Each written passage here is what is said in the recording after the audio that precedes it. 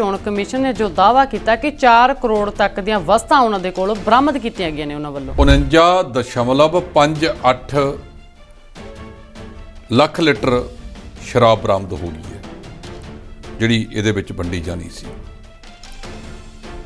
323 ਕਰੋੜ ਦੇ ਨਸ਼ੀਲੇ ਪਦਾਰਥ ਜਿਹਦੇ ਵਿੱਚ ਗੋਲੀਆਂ, ਭੁੱਕੀ, ਫੀਮ ਵਗੈਰਾ ਵਗੈਰਾ। 2494 ਵਿਅਕਤੀਆਂ ਨੂੰ CRPC ਜ਼ਾਬਤਾ ਫੌਜਦਾਰੀ ਕਾਨੂੰਨ ਦੀਆਂ ਰੋਕਥਾਮ ਵਾਲੀਆਂ ਧਾਰਾਵਾਂ ਤਹਿਤ ਗ੍ਰਿਫਤਾਰ ਕੀਤਾ ਗਿਆ। ਅਰਵਿੰਦ ਕੇਜਰੀਵਾਲ ਇੱਕ ਹਫ਼ਤੇ ਦੇ ਲਈ ਆਏ ਹੋਏ ਨੇ ਤੇ ਅੱਜ ਮਾਨਸਾ ਦੇ ਵਿੱਚ ਰਾਹੁਲ ਗਾਂਧੀ ਪਹੁੰਚੇ ਤੇ ਇਸ ਤੋਂ ਬਾਅਦ ਰਾਜਪੁਰਾ ਵੀ ਹੋ ਜਾਣਗੇ ਕਿ ਜਦੋਂ SYL ਦਾ ਮਾਮਲਾ, ਪੰਜਾਬ ਦੇ ਪਾਣੀਆਂ ਦਾ ਮਾਮਲਾ ਸਾਹਮਣੇ ਆਵੇਗਾ, ਅਜਿਹੀ ਸਥਿਤੀ ਵਿੱਚ ਤੁਸੀਂ ਕਿਵੇਂ ਖੜੋਗੇ?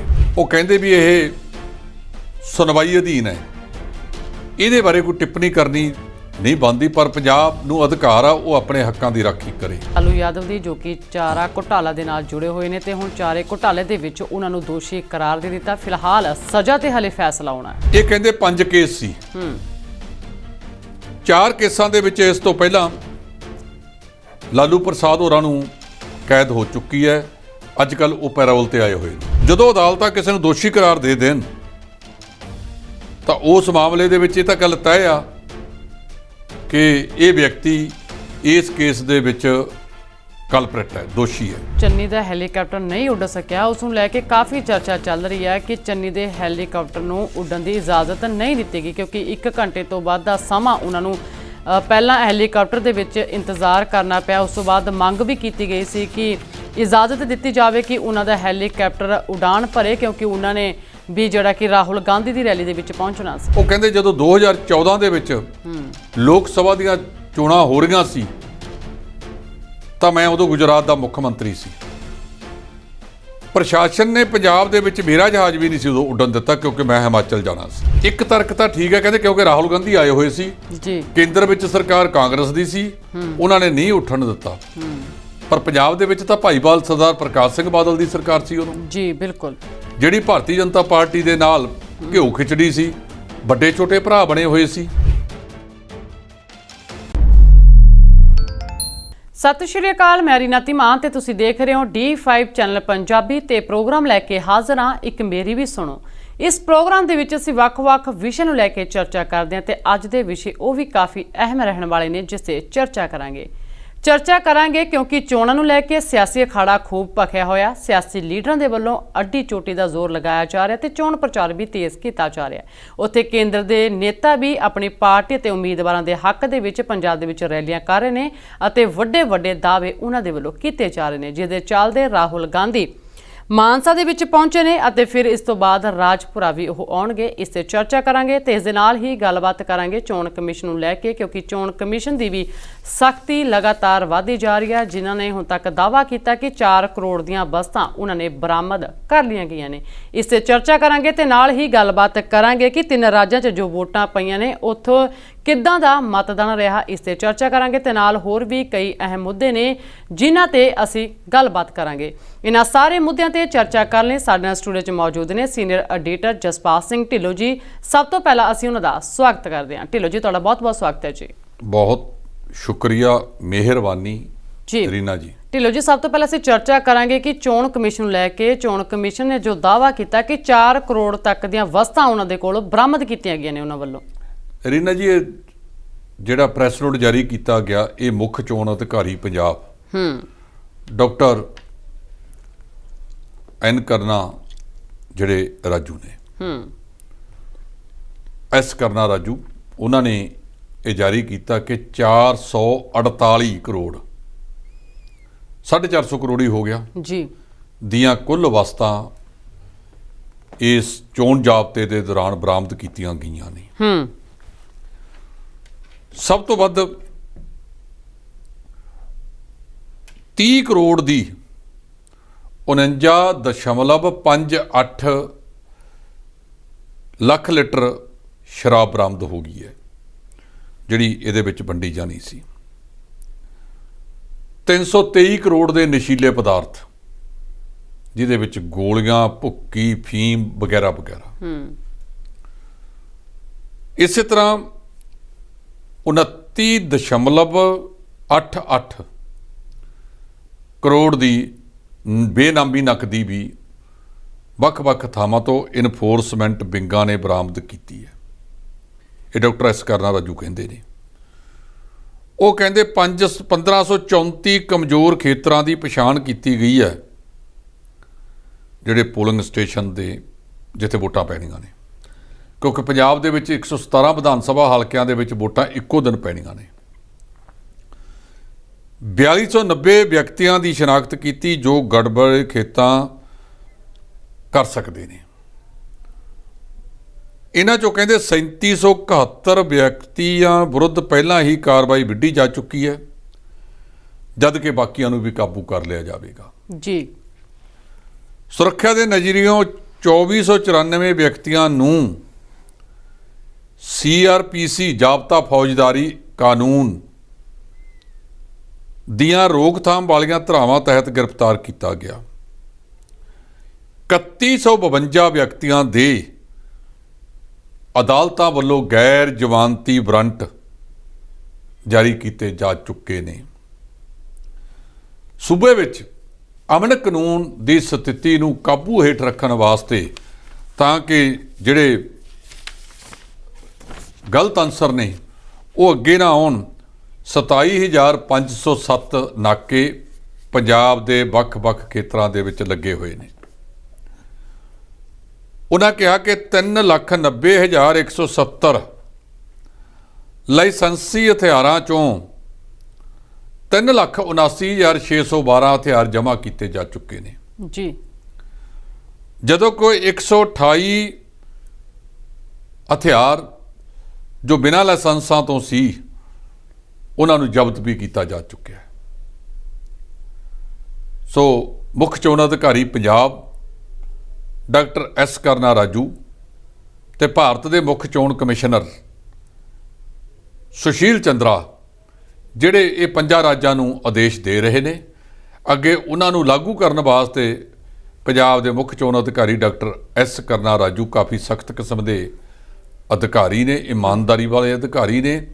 ਇਹੋ ਕਾਰਨ ਹੈ ਕਿ ਪੰਜਾਬ ਦੇ ਵਿੱਚ 450 ਕਰੋੜ ਦੀਆਂ ਵਸਤਾਂ ਹੁਣ ਤੱਕ ਕਾਬੂ ਕੀਤੀਆਂ ਜਾ ਚੁੱਕੀਆਂ ਨੇ। ਆਬਕਾਰੀ ਵਿਭਾਗ ਆ, ਉਹਦੇ ਵਿੱਚ ਪੁਲਿਸ ਆ, ਜਿਹੜੀ ਬੇਨਾਮੀ ਨਕਦੀ ਆਉਂਦੀ ਹੈ ਉਹ ਪੁਲਿਸ ਕਰਮਚਾਰੀ ਜ਼ਬਤ ਕਰ ਲੈਂਦੇ ਨੇ, ਬਾਅਦ ਦੇ ਵਿੱਚ ਉਹ ਕੇਸ ਜਿਹੜਾ ਹੈਗਾ ਆਮਦਨ ਕਰ ਵਿਭਾਗ ਦੇ ਹਵਾਲੇ ਕਰ ਦਿੱਤਾ ਜਾਂਦਾ ਹੈ। ਜੀ ਜੀ ਢਿੱਲੋਂ ਜੀ, ਆਪਣੀ ਪਾਰਟੀ ਦੇ ਹੱਕ ਦੇ ਵਿੱਚ ਚੋਣ ਪ੍ਰਚਾਰਕਾਂ ਦੇ ਲਈ ਜਿਹੜੇ ਕੇਂਦਰ ਦੇ ਨੇਤਾ ਉਹ ਲਗਾਤਾਰ ਪੰਜਾਬ ਦੇ ਚੋਣ ਮੈਦਾਨ ਦੇ ਵਿੱਚ ਕੁੱਦ ਰਹੇ ਨੇ, ਜਿਹਦੇ ਚੱਲਦੇ ਅਰਵਿੰਦ ਕੇਜਰੀਵਾਲ ਇੱਕ ਹਫ਼ਤੇ ਦੇ ਲਈ ਆਏ ਹੋਏ ਨੇ ਤੇ ਅੱਜ ਮਾਨਸਾ ਦੇ ਵਿੱਚ ਰਾਹੁਲ ਗਾਂਧੀ ਪਹੁੰਚੇ ਤੇ ਇਸ ਤੋਂ ਬਾਅਦ ਰਾਜਪੁਰਾ ਵੀ ਹੋ ਜਾਣਗੇ। ਅਰਵਿੰਦ ਕੇਜਰੀਵਾਲ ਪਿਛਲੇ 2 ਦਿਨਾਂ ਤੋਂ ਪੰਜਾਬ ਦੇ ਵਿੱਚ ਨੇ। ਅੱਜ ਉਹਨਾਂ ਨੇ ਇੱਕ ਪ੍ਰੈਸ ਕਾਨਫਰੰਸ ਲੁਧਿਆਣੇ ਦੇ ਵਿੱਚ ਕੀਤੀ, ਜਿਹਦੇ ਵਿੱਚ ਕਈ ਜਵਾਬਾਂ ਦਾ ਉਹਨਾਂ ਨੇ ਗੋਲਮੋਲ ਤਰੀਕੇ ਨਾਲ ਦਿੱਤਾ ਜੀ।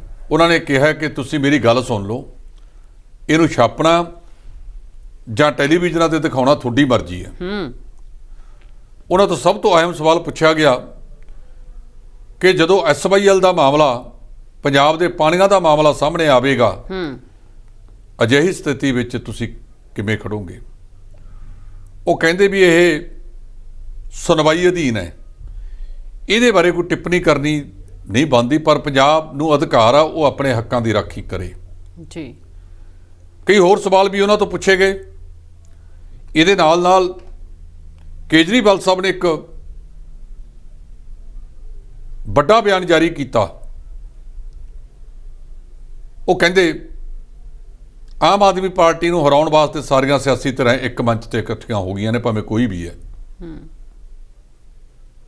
ਕਹਿ ਸਕਦੇ ਨੇ, ਕਿਉਂਕਿ ਉਹ ਸਿਆਸੀ ਆਗੂ ਨੇ, ਇੱਕ ਸਿਆਸੀ ਪਾਰਟੀ ਦੇ ਮੁਖੀ ਨੇ। ਉਹਨਾਂ ਤੋਂ ਜਦੋਂ ਇਹ ਪੁੱਛਿਆ ਗਿਆ ਕਿ ਤੁਸੀਂ ਇਹਨੂੰ ਇੱਕ ਜਿਹੜੀ ਇਲਜ਼ਾਮ ਪੰਜਾਬ ਦੇ ਵਿੱਚ ਅਕਾਲੀ ਦਲ ਬਾਦਲ ਤੇ ਲੱਗਦਾ ਕਿ ਬਾਦਲ ਪਰਿਵਾਰ ਹੀ ਹੁਣ ਇਸ ਅਕਾਲੀ ਦਲ ਤੇ ਕਾਬਜ਼ ਹੋ ਕੇ ਬਹਿ ਗਿਆ, ਇਹਦੇ ਉੱਤੇ ਟਿੱਪਣੀਆਂ ਕੱਲ ਸਾਡੇ ਪ੍ਰਧਾਨ ਮੰਤਰੀ ਸਾਹਿਬ ਨੇ ਵੀ ਕੀਤੀਆਂ, ਉਹ ਮੈਂ ਬਾਅਦ 'ਚ ਗੱਲ ਕਰਦਾ, ਕਿ ਤੁਸੀਂ ਵੀ ਤਾਂ ਵਨਮੈਨ ਸ਼ੋਅ, ਸਾਰੀਆਂ ਪਾਰਟੀਆਂ ਦੇ ਆਗੂ ਜਿਹੜੇ ਤੁਹਾਡੇ ਨਾਲ ਚੱਲੇ ਸੀ ਵੱਖ-ਵੱਖ, ਉਹ ਚਲੇ ਗਏ। ਇੱਕ ਹੋਰ ਗੱਲ ਦਾ ਵੀ ਜਵਾਬ ਨਹੀਂ ਦਿੱਤਾ ਕਿ ਤੁਹਾਨੂੰ ਦੂਜੀਆਂ ਪਾਰਟੀਆਂ 'ਚ ਉਮੀਦਵਾਰ ਲਿਆਉਣ ਦੀ ਲੋੜ ਕੀ ਪੈ ਗਈ। ਇਹਦਾ ਜਵਾਬ ਵੀ ਉਹਨਾਂ ਨੇ ਗੋਲਮੋਲ ਤਰੀਕੇ ਦੇ ਨਾਲ ਕੀਤਾ, ਕਿਉਂਕਿ ਉਹ ਆਪਣੀ ਪਾਰਟੀ ਦੇ ਸੁਪਰੀਮੋ ਨੇ। 18 ਸ਼ਾਮ ਤੱਕ ਉਹ ਪੰਜਾਬ ਦੀ ਧਰਤੀ 'ਤੇ ਰਹਿਣਗੇ। 18 ਸ਼ਾਮ ਤੋਂ ਬਾਅਦ ਉਹ ਦਿੱਲੀ ਨੂੰ ਪਰਤਣਗੇ। ਆਮ ਆਦਮੀ ਪਾਰਟੀ ਵੱਲੋਂ ਦਿੱਲੀ ਤੋਂ ਸਿਰਫ 2 ਬੰਦੇ ਹੀ ਇੱਥੇ ਆਏ ਵੇ ਨੇ, ਜਿਹੜੇ ਪਹਿਲਾਂ ਤੁਰੇ ਫਿਰਦੇ ਆ ਚੱਡੇ ਰਾਘਵ ਚੱਡਾ ਜਾਂ ਜਰਨੈਲ ਸਿੰਘ ਹੋਰੀ। ਇਹ ਵੱਖਰੀ ਗੱਲ ਹੈ। ਉੱਥੋਂ ਇੱਕ ਤਾਂ ਮੁੱਖ ਮੰਤਰੀ ਖੁਦ ਅਰਵਿੰਦ ਕੇਜਰੀਵਾਲ, ਦੂਜਾ ਉਪ ਮੁੱਖ ਮੰਤਰੀ ਮਨੀਸ਼ ਸਿਸੋਦੀਆ ਨੂੰ ਛੱਡ ਕੇ 63 ਵਿਧਾਇਕ ਨੇ ਉਹਨਾਂ ਦੇ। ਪਹਿਲਾਂ ਕੋਈ ਸਮਾਂ ਹੁੰਦਾ ਸੀ ਜਦੋਂ ਵੱਖ-ਵੱਖ ਵਿਧਾਇਕਾਂ ਨੂੰ ਇੱਥੇ ਜਿਹੜੇ ਵੀ ਰਾਜ 'ਚ ਚੋਣ ਹੋਵੇ ਉੱਥੇ ਤੋਰਿਆ ਜਾਂਦਾ ਸੀ ਜੀ, ਲੇਕਿਨ ਇਸ ਵੇਲੇ ਸਿਸੋਦੀਆ ਸਾਹਿਬ ਤੇ ਅਰਵਿੰਦ ਕੇਜਰੀਵਾਲ ਸਾਹਿਬ ਨੇ ਸਾਰੀ ਪੰਜਾਬ ਦੀ ਬਾਗਡੋਰ ਹੁਣ ਆਪਣੇ ਹੱਥਾਂ 'ਚ ਸੰਭੀ ਹੋਈ ਹੈ। ਇਸ ਕਰਕੇ ਉਹਨਾਂ ਨੇ ਅੱਜ ਉੱਥੇ ਪ੍ਰੈਸ ਕਾਨਫਰੰਸ ਵੀ ਕੀਤੀ ਹੈ। ਲੁਧਿਆਣੇ ਦੇ ਵਿੱਚ ਧੂਰੀ ਦੇ ਵਿੱਚ ਭਗਵੰਤ ਮਾਨ ਦੇ ਇਲਾਕੇ ਦੇ ਵਿੱਚ ਉਹਨਾਂ ਨੇ ਜਿੱਥੇ ਉਹ ਚੋਣ ਲੜ ਰਹੇ ਨੇ ਉੱਥੇ ਚੋਣ ਪ੍ਰਚਾਰ ਵੀ ਕੀਤਾ ਹੈ। ਕਈ ਖੇਤਰਾਂ ਦੇ ਵਿੱਚ ਜਾਣਾ ਹੈ। ਕੱਲ੍ਹ ਨੂੰ 16 ਤਰੀਕ ਹੈ। 16, 17, 18 ਜੀ, ਪੌਣੇ 3 ਦਿਨ ਬਚ ਗਏ ਨੇ ਹੁਣ, ਕਿਉਂਕਿ ਪਰਸੋਂ 5 ਵਜੇ ਨੂੰ ਚੋਣ ਪ੍ਰਚਾਰ ਨੇ ਬੰਦ ਹੋ ਜਾਣਾ। ਪਰਸੋਂ ਨਹੀਂ, 18 ਨੂੰ ਜੀ ਚੋਣ ਪ੍ਰਚਾਰ ਨੇ ਬੰਦ ਹੋ ਜਾਣਾ। ਫਿਰ ਉਸ ਤੋਂ ਬਾਅਦ ਜਿਹੜੇ ਚੋਣ ਕਮਿਸ਼ਨ ਨੇ ਬੰਦਿਆਂ ਦੀ ਡਿਊਟੀ ਲਾਈ ਹੈ ਕਿ ਇੰਨੇ ਬੰਦੇ ਜਾ ਕੇ ਘਰ ਘਰ ਵੋਟਾਂ ਦੀ ਮੰਗ ਕਰ ਸਕਦੇ ਆ, ਲੇਕਿਨ ਜਿਹੜਾ ਆਵਾਜ਼ ਪ੍ਰਦੂਸ਼ਣ ਹੈ ਇਹ ਮੁਕੰਮਲ ਤੌਰ ਤੇ ਬੰਦ ਹੋ ਜਾਵੇਗਾ ਕਿ ਤੁਸੀਂ ਫਲਾਣੇ ਨੂੰ ਵੋਟਾਂ ਪਾਓ, ਜਿਹਦਾ ਚੋਣ ਨਿਸ਼ਾਨ ਫਲਾਣਾ ਹੈ, ਉਹਦੀ ਕਾਮਯਾਬੀ ਤੁਹਾਡੀ ਆਪਣੀ ਕਾਮਯਾਬੀ ਹੈ।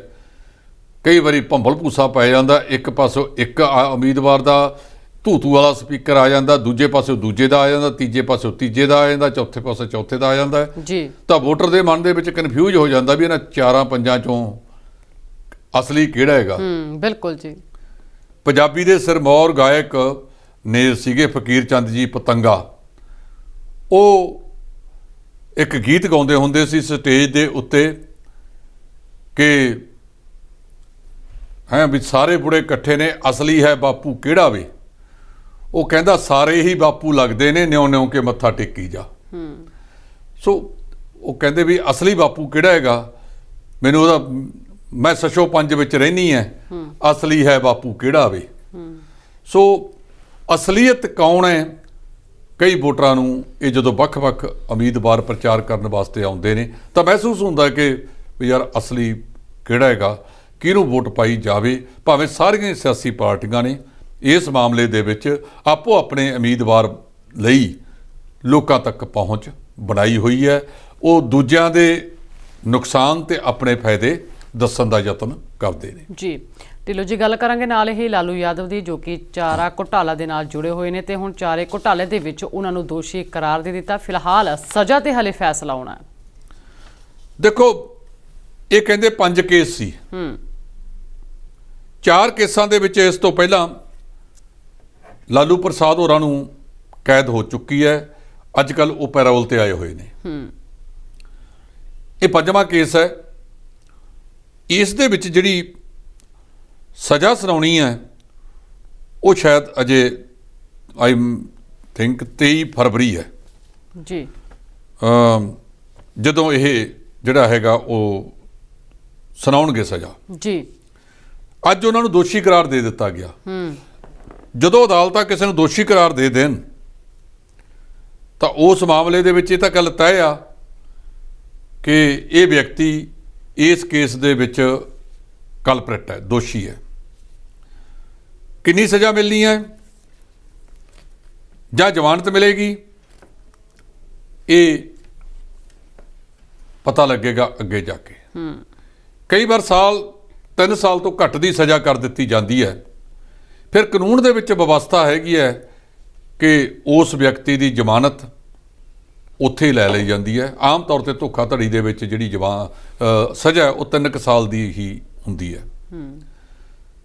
ਜੇ 3 ਸਾਲ ਦੀ ਵੀ ਹੋ ਜਾਵੇ ਤਾਂ ਵੀ ਉਹਨਾਂ ਕੋਲੇ ਵਿਵਸਥਾ ਹੈਗੀ ਹੈ ਕਿ ਉਹ ਉੱਚ ਅਦਾਲਤ ਵਿੱਚ ਜਾਣ ਵਾਸਤੇ ਉਹਨੂੰ ਵਕਤ ਦਿੱਤਾ ਜਾਂਦਾ, ਜ਼ਮਾਨਤ ਬਾਂਡ ਉੱਥੇ ਹੀ ਭਰਾ ਲਿਆ ਜਾਂਦਾ ਹੈ।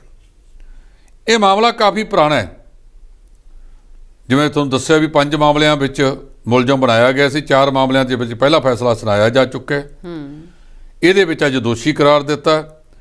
ਇਹ ਡੋਰਾਂਡਾ 'ਚ ਖਜ਼ਾਨੇ 'ਚੋਂ 139.5 ਕਰੋੜ ਦੀ ਗੈਰ ਕਾਨੂੰਨੀ ਨਿਕਾਸੀ ਨਾਲ ਸੰਬੰਧਿਤ ਹੈ। ਮਾਮਲਾ 1996 'ਚ ਦਰਜ ਹੋਇਆ ਸੀ ਤੇ ਫਿਰ ਲਾਈਨਾਂ ਯਾਦ ਆਉਂਦੀਆਂ ਨੇ ਸੁਰਜੀਤ ਪਾਤਰ ਦੀਆਂ, ਇੱਥੇ ਬੰਦੇ ਬਿਰਖ ਬਣ ਗਏ ਫੈਸਲੇ ਸੁਣਦਿਆਂ ਸੁਣਦੇ ਆ ਬਿਲਕੁਲ ਜੀ। ਸੋ 4 ਸਾਲ ਉਹ 22 ਸਾਲ ਇਹ 26 ਸਾਲ ਹੋ ਗਏ। ਉਨੀ ਉਹਨੂੰ ਸਜ਼ਾ ਨਹੀਂ ਹੋਣੀ ਜਿੰਨਾ ਚਿਰ ਉਹਨੂੰ ਅਦਾਲਤੀ ਗੇੜੇ ਦਿੰਦਿਆਂ ਮਾਨਯੋਗ NV ਰਮੰਨਾ ਜਿਹੜੇ ਮੁੱਖ ਜੱਜ ਨੇ ਸੁਪਰੀਮ ਕੋਰਟ ਦੇ, ਉਹ ਕਾਫੀ ਚਿਰ ਤੋਂ ਇਹ ਗੱਲ ਕਹਿ ਰਹੇ ਆ ਕਿ ਇਹ ਸਮਾਂ ਵੱਧ ਹੋਣੇ ਚਾਹੀਦੇ ਨੇ। ਨਿਰਧਾਰਤ ਸੀਮਾ ਦੇ ਵਿੱਚ ਇਹਨਾਂ ਨੂੰ ਪੂਰਾ ਕੀਤਾ ਜਾਵੇ। ਜੇ ਨਿਰਧਾਰਤ ਸੀਮਾ ਦੇ ਵਿੱਚ ਇਹ ਕੇਸ ਫੈਸਲੇ ਸੁਣਾਏ ਜਾਂਦੇ ਤਾਂ ਅੱਜ ਤੱਕ ਲਾਲੂ ਪ੍ਰਸਾਦ ਯਾਦਵ ਇਹ ਭੁਗਤ ਵੀ ਜਾਂਦਾ। ਸੋ ਇਹਦੇ ਵਿੱਚ ਕਹਿੰਦੇ 170 ਦੋਸ਼ੀ ਸੀ ਕੁੱਲ ਜੀ, 55 ਦੀ ਮੌਤ ਹੋ ਚੁੱਕੀ ਹੈ। 7 ਮੁਲਜ਼ਮਾਂ ਨੂੰ CBI ਵੱਲੋਂ ਵਾਧਾ ਮਾਫ ਸਰਕਾਰੀ ਗਵਾਹ ਬਣਾ ਲਿਆ। ਕਈ ਵਾਰ ਜਦੋਂ ਕਈ ਅਧਿਕਾਰੀ ਬਣ ਜਾਂਦੇ ਨੇ ਕਿ ਜੀ ਤੁਸੀਂ ਮੈਨੂੰ ਵਾਧਾ ਮਾਫ ਗਵਾਹ ਬਣਾ ਲਓ ਔਰ ਮੈਨੂੰ ਸਜ਼ਾ ਦੇ ਵਿੱਚ ਰਿਆਇਤ ਮਿਲ ਜਾਵੇ, ਇਹ ਅਦਾਲਤਾਂ ਤੇ ਨਿਰਭਰ ਕਰਦਾ। ਉਹੋ ਜਿਹੇ ਬੰਦੇ ਨੂੰ ਖਾਨਾ ਨੰਬਰ 2 'ਚ ਰੱਖ ਲੈਂਦੇ ਨੇ। ਉਹ ਖਾਨਾ ਨੰਬਰ 2 ਦੇ ਵਿੱਚ ਜਦੋਂ ਇਹ ਚੀਜ਼ ਆਉਂਦੀ ਹੈ ਜੀ,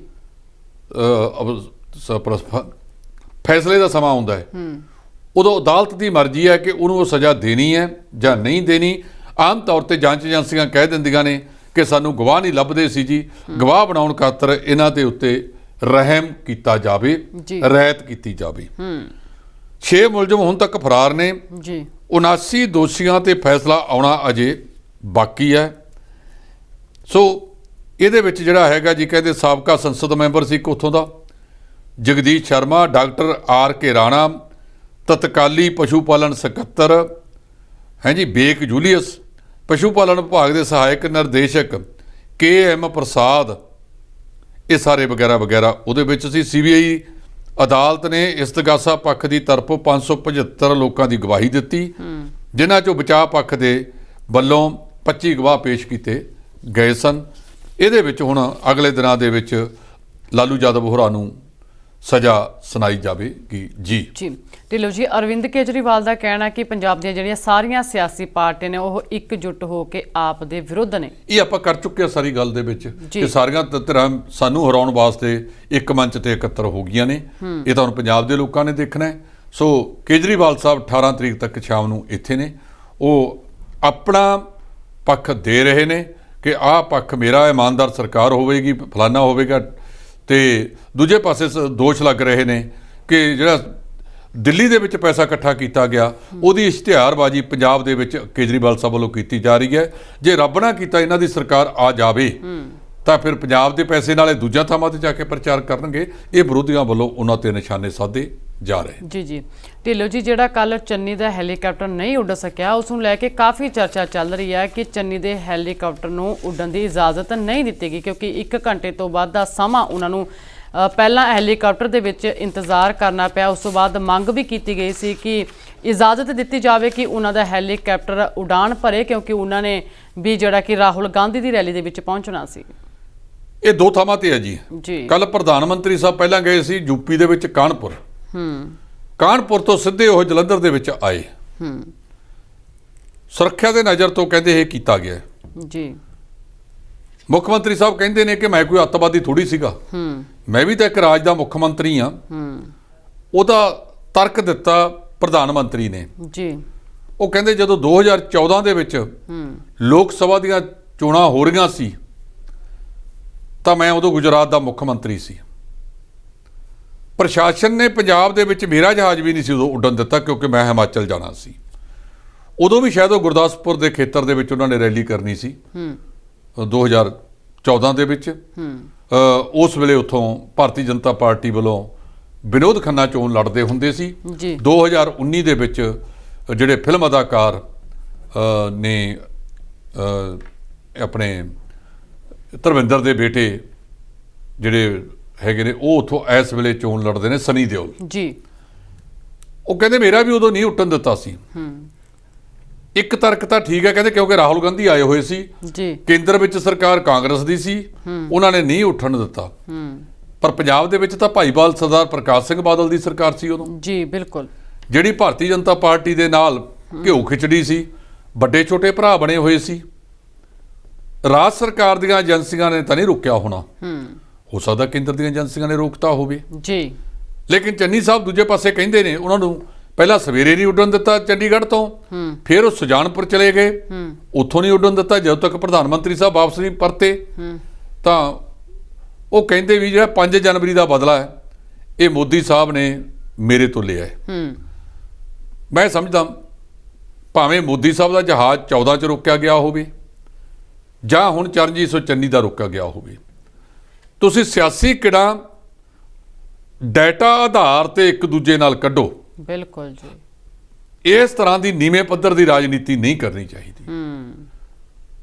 ਮੁੱਖ ਮੰਤਰੀ ਨੇ ਜਾਣਾ ਜਾਵੇ, ਮੋਦੀ ਸਾਹਿਬ ਤਾਂ 2 ਵਜੇ ਤੋਂ ਬਾਅਦ ਆਏ ਨੇ ਤੇ ਚਰਨਜੀਤ ਸਿੰਘ ਚੰਨੀ ਦੀ ਫਲਾਈਟ ਸੀ ਜਿਹੜੀ ਉਹ 11 ਵਜੇ ਸੀ ਚੰਡੀਗੜ੍ਹ ਤੋਂ ਜਾਂ 11:30 ਵਜੇ ਸੀ। ਉਹਨਾਂ ਨੇ ਹੁਸ਼ਿਆਰਪੁਰ ਜਾਣਾ ਸੀ, ਭਾਵੇਂ ਰੂਟ ਤਕਰੀਬਨ ਬਰਾਬਰ ਹੈ ਜੀ, ਹੁਸ਼ਿਆਰਪੁਰ ਤੇ ਜਲੰਧਰ ਨਾਲ ਲੱਗਦਾ ਹੈ, ਤੇ ਉਹ ਲੇਟ ਆਏ ਸੀ। ਇਹਨਾਂ ਦਾ ਜਹਾਜ਼ ਜਾਣ ਦਿੱਤਾ ਜਾਂਦਾ, ਉਹ ਕਹਿੰਦੇ ਜੇ ਮੈਨੂੰ ਪਹਿਲਾਂ ਦੱਸ ਦਿੱਤਾ ਜਾਂਦਾ ਤੇ ਮੈਂ ਸੜਕੀ ਰਸਤੇ ਹੁਸ਼ਿਆਰਪੁਰ ਜਾ ਪਹੁੰਚਦਾ। ਬਿਲਕੁਲ ਜੀ। ਅੱਜ ਰਾਹੁਲ ਗਾਂਧੀ ਸਾਹਿਬ ਮਾਨਸਾ ਦੇ ਵਿੱਚ ਆਏ ਨੇ, ਮੁੱਖ ਮੰਤਰੀ ਸਾਹਿਬ ਪਹਿਲਾਂ ਹੀ ਪਹੁੰਚ ਗਏ ਉੱਥੇ। ਹੁਣ ਕੱਲ ਨੂੰ ਪ੍ਰਧਾਨ ਮੰਤਰੀ ਸਾਹਿਬ ਫੇਰ ਆ ਰਹੇ ਨੇ ਪਠਾਨਕੋਟ ਦੇ ਵਿੱਚ, ਭਾਵੇਂ ਉਹ ਸਾਰਾ ਇੱਕ ਸਿਰੇ ਤੇ ਹੈ।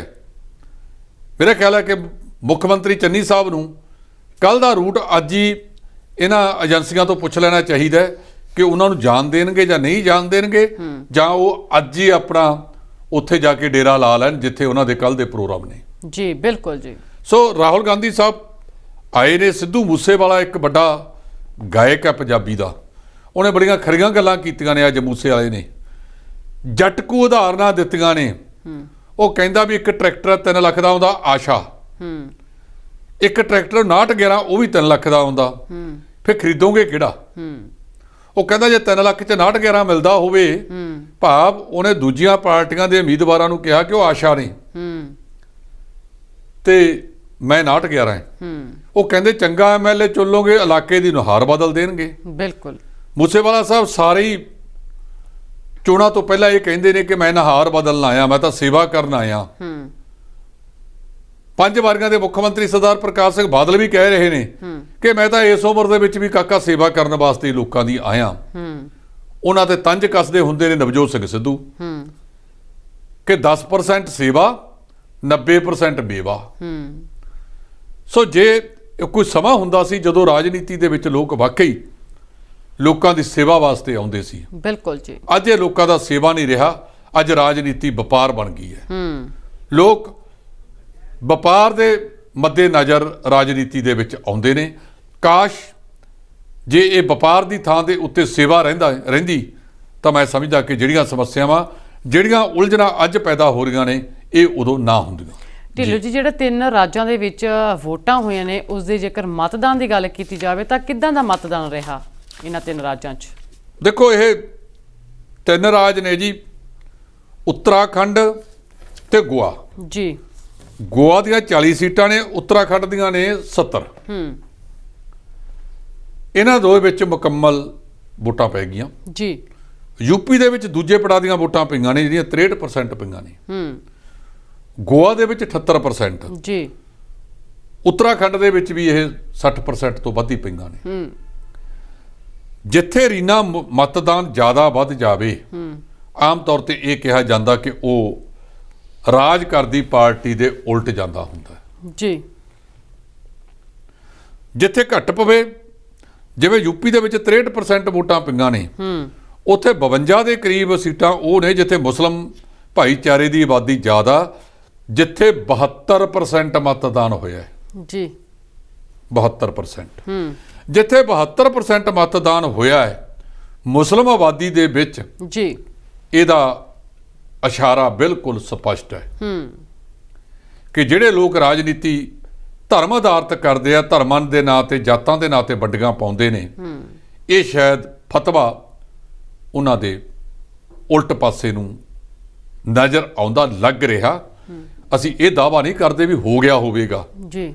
ਕਿਆ ਸਰੰਗਾਂ ਲੱਗ ਰਹੀਆਂ ਨੇ ਕਿ ਇਹ ਇਸ਼ਾਰਾ ਕਿਸੇ ਪਾਸੇ ਵੱਲ ਨੂੰ ਕਿ ਜੇ ਮਤਦਾਨ ਜ਼ਿਆਦਾ ਹੋ ਜਾਵੇ, ਉਹ ਆਮ ਤੌਰ ਤੇ ਰਾਜ ਕਰਦੀ ਪਾਰਟੀ ਦੇ ਉਲਟ ਜਾਂਦਾ ਹੁੰਦਾ ਜੀ। ਜੀ ਢਿੱਲੋਂ ਜੀ, ਤੁਸੀਂ ਬਹੁਤ ਵਧੀਆ ਗੱਲਾਂ ਦਰਸ਼ਕਾਂ ਦੇ ਨਾਲ ਸਾਂਝੇ ਕੀਤੇ ਨੇ, ਤੁਹਾਡਾ ਬਹੁਤ ਬਹੁਤ ਧੰਨਵਾਦ ਜੀ। ਬਹੁਤ ਸ਼ੁਕਰੀਆ, ਮਿਹਰਬਾਨੀ ਰੀਨਾ ਜੀ। ਇਹ ਸਨ ਜਸਪਾਲ ਸਿੰਘ ਢਿੱਲੋਂ ਜੀ, ਜਿਨ੍ਹਾਂ ਕਿ ਇਸ ਪੂਰੇ ਮੁੱਦੇ ਤੇ ਆਪਣੇ ਵਿਚਾਰ ਦਰਸ਼ਕਾਂ ਦੇ ਨਾਲ ਸਾਂਝੇ ਕੀਤੇ ਨੇ। ਸੋ ਅੱਜ ਦੇ ਪ੍ਰੋਗਰਾਮ ਦੇ ਵਿੱਚ ਇੰਨਾ ਹੀ। ਮੈਨੂੰ ਦਿਓ ਇਜਾਜ਼ਤ। ਧੰਨਵਾਦ। D5 ਚੈਨਲ ਪੰਜਾਬੀ ਹੁਣੇ ਸਬਸਕ੍ਰਾਈਬ ਕਰੋ, ਬੈਲ ਆਈਕਨ ਤੇ ਕਲਿੱਕ ਕਰੋ। ਕੀ ਹੁੰਦੀ ਹੈ ਜਮ੍ਹਾਂਬੰਦੀ, ਕਿਵੇਂ ਬਣਦੀ ਹੈ ਵਸੀਅਤ, ਜ਼ਮੀਨ ਜਾਇਦਾਦ ਦੇ ਹਰ ਮਸਲੇ ਤੇ ਕਰਾਂਗੇ ਚਰਚਾ। ਦੇਖਣਾ ਨਾ ਭੁੱਲਣਾ ਸਾਡਾ ਖਾਸ ਪ੍ਰੋਗਰਾਮ naibtehsildar.com ਕਾਨੂੰਨ ਜਾਇਦਾਦ ਦਾ।